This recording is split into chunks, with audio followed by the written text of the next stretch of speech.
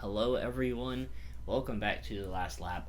My name is Jimmy, and we have a lot to unpack for you guys. We are finally back from break.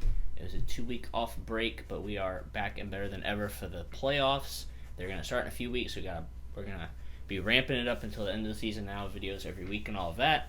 So before you hop into it, though, just want to remind you guys to hit that subscribe button. It really does help the channel grow. And you can also check us out on Instagram at The Last Lap News. And without further ado, I always got to introduce my friend and co-host Matthew, who is not in his usual area, whether it's at home or even at Liberty University. So why don't you tell the fans where you're at before we hop into it? Well, I'm at this beach house here, and yeah, I'm just like the other drivers. These past couple weeks, I'm on vacation, so I'll be back to my usual spot in tomorrow. So, and don't worry, next video you'll get the good old Kyle Busch background, but all you have to settle for it right now is a pool table.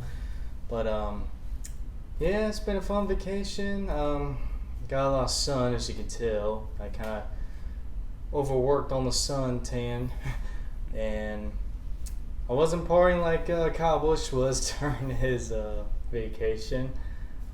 But oh yeah, by the way, if you've seen the new logo, I'm sure you've seen our new logo. I designed that myself, and it's based on the Valvoline cars that have been raced over the years. Whether you think of Mark Martin, whether you think of some of the other Valvoline cars like Johnny Benson, Matt Kenseth, AJ Allmendinger, and recently Alex Bowman.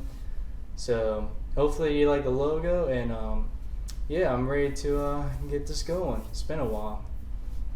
Yeah, that new logo, definitely really cool. Throwing it back to all the Valvoline paint scheme. Shout out to you for coming up with that idea, and we're going to roll with it until something else comes out, which probably isn't going to be for a while, but it's cool we finally got a brand new logo. One is actually our own that we kind of came up with. And speaking of vacation, I'm actually going to be going to the Indianapolis Road Course race in a few weeks. Next weekend, that'll be really fun. I got an amazing opportunity through my internship that I was able to get free general admission tickets for that. I still need to figure out exactly where I'm going to sit and all of that stuff, but I'll sort out the details and all of that. But I will also be going up there to see my girlfriend, and it'll be her first NASCAR race as well, so I'm super pumped for that, for her to see her first NASCAR race next weekend. But that'll be really fun. I'm looking forward to it.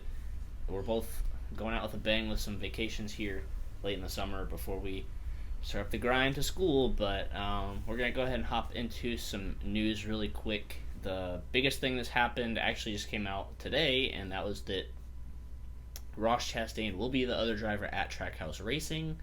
There wasn't that much of a surprise there. I think everybody kind of expected that.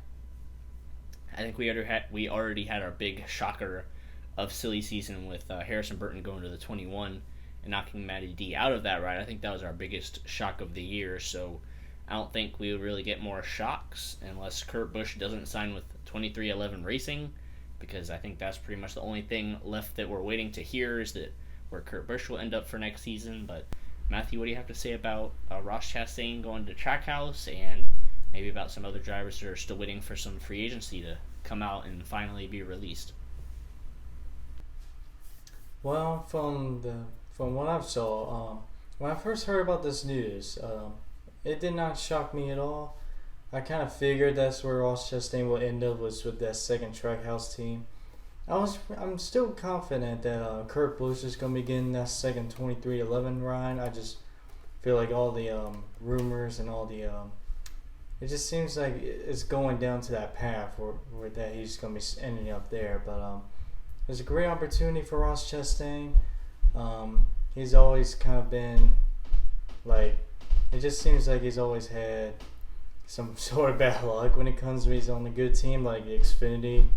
He lost the ride, and from the whole DC Solar scandal, so he basically got robbed of a good full-time Xfinity ride, and now Chip Ganassi Racing got bought out this year, in his first year with the ride. So he's had up and downs when it comes to securing rides, but I'm glad Ross Chastain's got this ride, and cannot wait to see how he does in it. As he's done pretty decent this year with Chip Ganassi Racing, and there's still a few races left where he can win and get in the playoffs.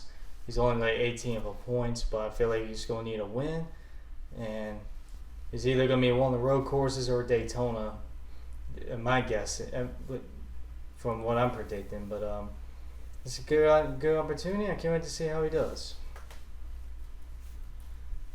Yeah, speaking of the schedule for the next few weeks, it's going to be crazy, the schedule leading up to the playoffs here. We got the Watkins Glen this weekend, road course. Got the Indy road course next week, and we got Michigan after that, and then the season finale ending at Daytona before the playoffs start. So we can see the playoff grid shake up a lot more. It's really tight up there. Austin Dillon and Tyler Reddick only separated by 3 points, 8 points, something like that. Single-digit points with Eric Almirola winning. They were both very comfortable with the points before that happened, and now they're fighting each other. RCR teammates trying to fight for that final playoff spot, but we could get another surprise winner in these next few weeks. We got a lot of crazy tracks coming up. Anything can happen, so these next few weeks are definitely going to be exciting. That's pretty much it for the news right now in this episode, but we're going to go ahead and hop into our picks. So I'm assuming Matthew wants me to pick my truck and Xfinity pick first, so I'll go ahead and do that. So for the truck series, it's a triple header at Watkins Glen, by the way. It's the first time the truck series has raced there in quite a while, so that's cool to see a triple header at Watkins Glen. It'll be a double header on Saturday, and then the cup race will be on Sunday. For the truck race, you already know who I gotta pick. I gotta pick my man John Hunter Nemechek. Doesn't matter where he is. He's easily the best truck in the field. You gotta pick him to win. So John Hunter Nemechek is gonna be my truck pick, and then for the Xfinity series, man, this is tough. There's a lot of good road course racers in the Xfinity series, but I think I'm going to go with Austin Cindric as my Xfinity pick. He's always a really good road course racer, so Austin Cindric will be my Xfinity pick. So, Matthew, who are your two picks going to be for Xfinity and trucks? Well, for the truck series, I'm going to go with Sheldon Creed, as he is a really good road course racer, as he won Daytona road course last year. So I'm going to go with Sheldon Creed. And then my Xfinity pick is going to be A.J. Allmendinger, no doubt in my mind, because of how amazing he is on road courses no matter what series he's in. So I got to go with A.J. Allmendinger.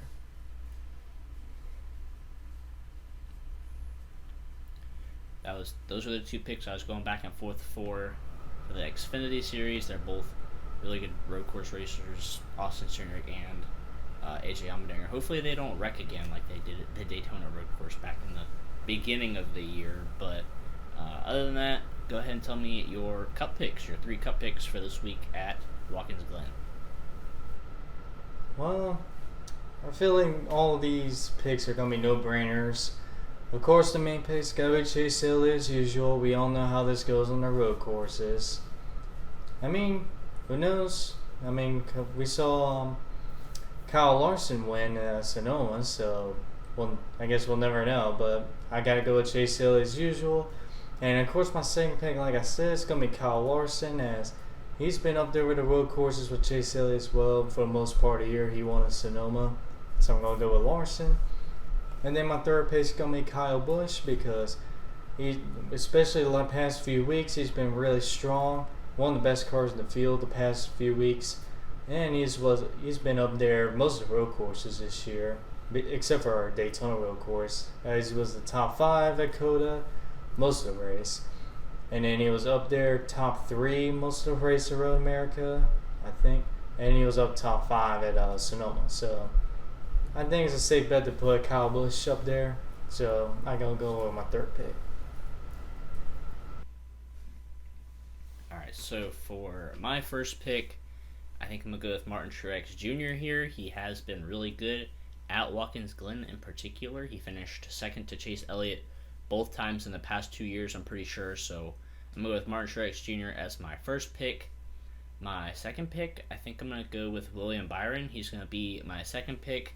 I have to throw a Hendrick driver in there with how Hendrick Motorsports is doing right now. And William Byron, I believe he ran well at Sonoma 2 years ago. I know he started up front and all of that. So William Byron will be my second pick. And for my third pick, I think I'm going to go... I'll go Brad Keselowski as my third pick. I think he could be a threat to win this weekend. He's decent at road courses, not a road course ringer, but he's decent at road courses. Oh, wait. Can I change it? I just thought of a good pick. Can I change it or no? Okay, I'll let you change it. I'm being generous here. My third pick is going to be one of his teammates, Ryan Blaney. Ryan Blaney is fairly good at road courses, so I don't even know if that's going to matter. Penske might not even show up this week at Watkins Glen, but those are going to be my three picks. I'm going to pick Martin Truex as my first pick, William Byron as my second pick, and Ryan Blaney as my third pick. So those are my three picks. Those are your three picks. Obviously, I'm upset that you got the first pick this week. I wanted to pick my man, Chase Elliott, try and go for the win, but hopefully I should be able to get... Hopefully I can get some points on you this weekend so I can pick next week for when I'm actually going to the race. Like, imagine if I go to the race, you pick him to win, and he wins when I'm there. Like, that's gonna suck if that ends up happening, but... We'll see. Yeah, we'll see. I'm super glad to be going to a race besides Richmond Raceway. Not that Richmond sucks. It's not the best racetrack in the world, but definitely glad to be shaking it up here in the next few weeks with the Indy Road Course. But do you have any other closing thoughts before we wrap it up? Well, on your Richmond comment, you're all kind of right. It's been kind of sucked since the Gen 6 car, so you're not wrong there. But other than that, I have nothing else to say. Richmond this year was good. They had a late race restart, and Alex Bowman came out of nowhere and ended up winning it. So at least the Richmond race this year was good. Unfortunately, I was not there, but I'll be there in the fall. So that's going to go ahead and wrap it up for this episode. We hope you guys enjoyed it. We're finally back. We're finally back in the swing of things. We're going to be grinding out through the regular season, the rest of the regular season and the playoffs, uploading videos and all of that. So make sure you stay subscribed. Check us out on Instagram because we'll be posting a bunch of stuff on there throughout the season as well. But until then, we'll see you guys in the next video.